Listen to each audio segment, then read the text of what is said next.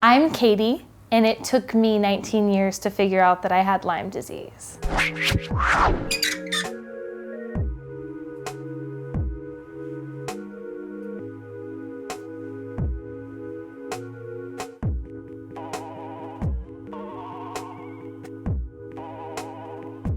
I'd always had health issues my whole life from when I was young. Sinus problems, poor immune system. It was my freshman year of college. I kept getting pneumonia like every week or two. And then all of a sudden it was like 20 hours a day of sleep or I couldn't get up to move. I felt so out of control. I stopped going to my classes because when I was at my classes, I couldn't really process the information. I wasn't hearing the questions. I wasn't able to keep up with the reading. There was just something missing.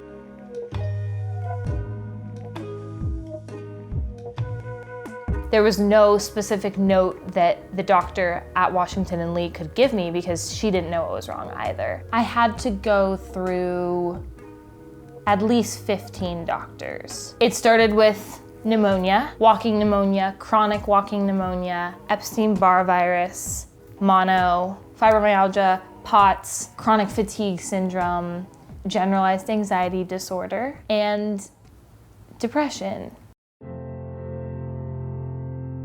I didn't know what it could be. So then having someone say, you need to see a psychiatrist, it was half, fuck you, no, but also, okay, this man has 8 degrees on his wall. And I certainly doubted in moments that I was making everything I was experiencing up. They made me feel like I wanted attention. I thought I was going to die. The suicidal thoughts crept in. I really think that what kept me going was wanting to see where the mystery went.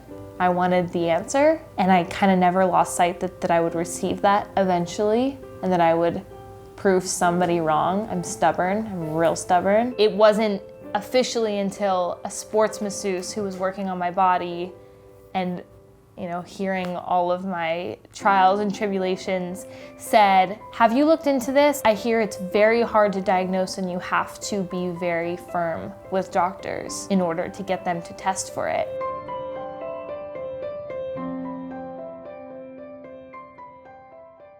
I was like, okay, here we go.